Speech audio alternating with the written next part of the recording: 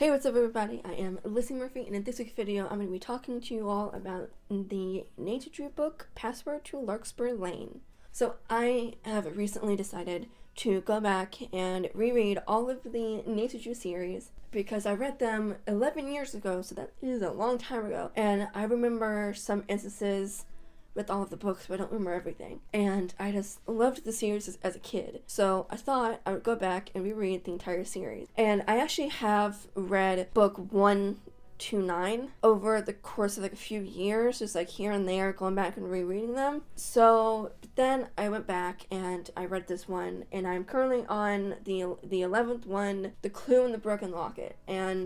But I read this one all the way through, and you all seem to like my book talk videos that I used to do a lot back in the day, in the early years of this channel, so I thought I would go and reread the series, but I thought I would take you all along and talk to you all about these books that I read when I was a kid. First off, we all know Nancy Drew, 18 years old. That's a given. She was like 18 through the course of like all of these books, all 64 books. So, what, did all of these 64 mysteries go on in the course of a year? But first off, we see Nancy and her housekeeper, Mrs. Groon, attending a garden near their house. And then, because Nancy is trying to win a prize for best roses, and she and Mrs. Groon are talking about the prize and about the contest and all this, when suddenly they hear a plane above them, and they look up and they see it is dangerously low, and then they see something falling right towards them that was thrown from the plane, and it was a bird. It was a pigeon that someone used to send a message to someone. Now, for those of you who don't know, pigeons sending messages were something that was done a long time ago. I don't know if it's done now, because, we're in the digital age. I don't know if any of those are still around, but I highly doubt it. But that is how you were able to send messages to people faster than mail, I think. But this pigeon had a note in this little capsule on its ankle talking about bluebells. Didn't know what the heck that meant. But then Nancy decided to care for the pigeon and try to nurse it back to health. But of course, each pigeon is registered with this overall company for them. So Nancy called the company and told them about the pigeon. And then this guy came over and was talking to her about it, and how it was the second or third pigeon to not be listed in their database. By database, I mean actual files and stuff like that. He said that is the second or third one that we've seen that has not been in our database, so we don't know what this is. So, but then it jumps around a lot throughout this book, but Mrs. Groon goes down to the basement to go get something, and she falls, and she sprains her back. She doesn't sprain it, but she twists it. Because of that, she is now forced to stay in her bed and rest. So Mrs. Groon's cousin, who is 16 or 17, is asked to come and tend the house for Mrs. Groon while fixing meals and stuff like that for Nancy and her dad. So Nancy and her dad, later on that night, goes, and they go to the police station to say what happened, to tell them what happened with the pigeon, with this random mystery that is starting to bloom, and the fact that the doctor, the local doctor there, he was looking like he was getting into a car, but he was actually yanked in, and the door slammed and the van was sped away. So, which means the guy got kidnapped.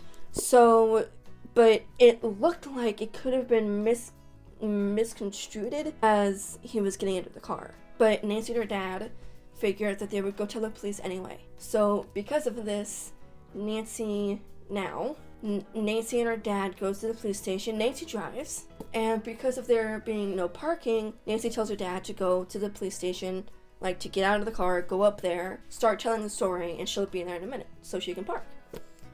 But then little did he know that as soon as she parked and she got out and started walking towards the police station, this random guy who guessed Nancy as being Carson Drew's daughter, basically told her to stop poking her nose into other people's business, which, knowing Nancy, that's not going to stop her. But then, of course, he tells her his name, but then he gives a little bit of information, stupidly, I might add, that Nancy obviously remembers when she tells her dad what happened.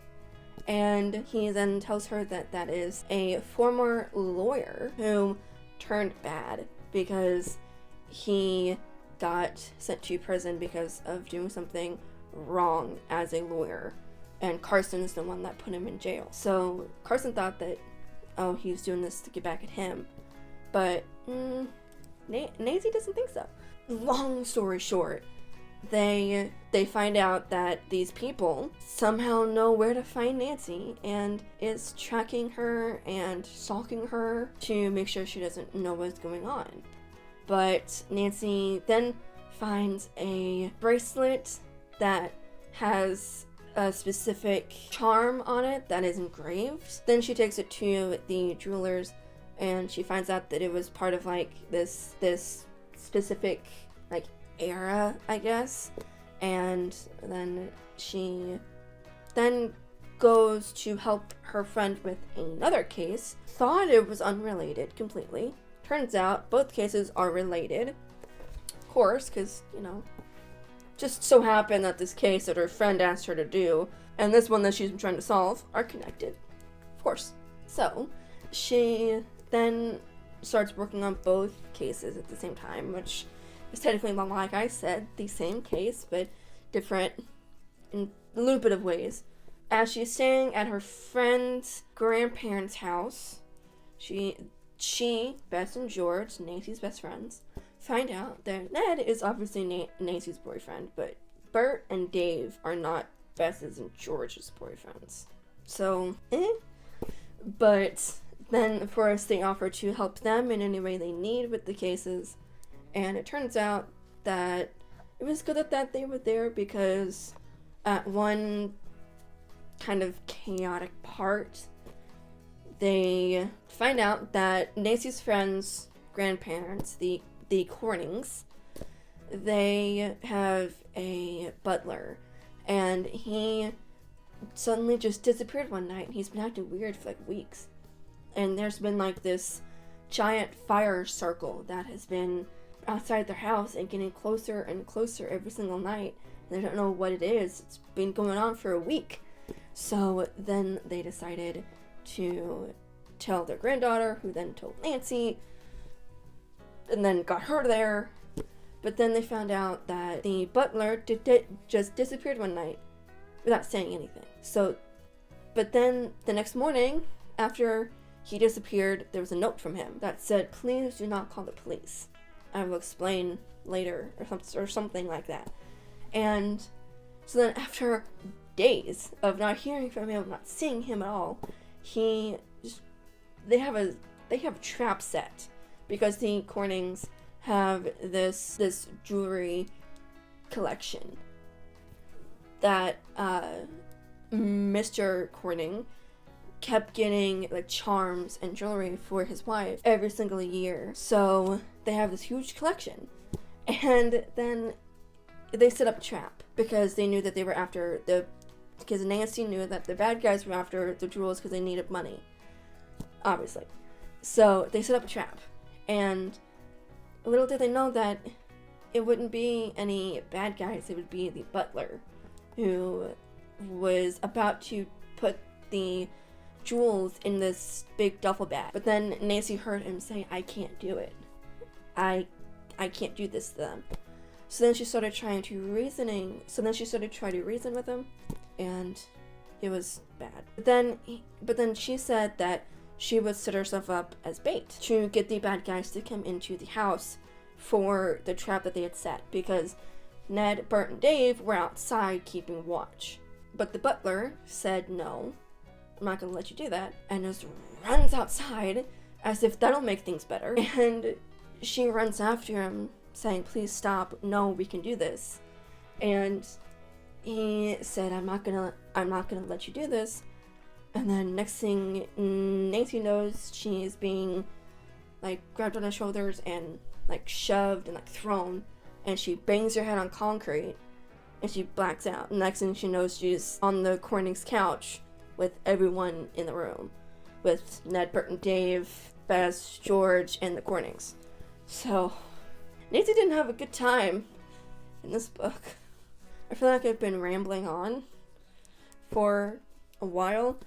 I would highly recommend you all reading this series if you haven't already. The series did come out in the 1930s, but it has been rewritten by ancestors of the original creator of this series. In this series in particular, the yellow ones were rewritten in about 2006 to 2007 because of the driving laws that had changed over the years.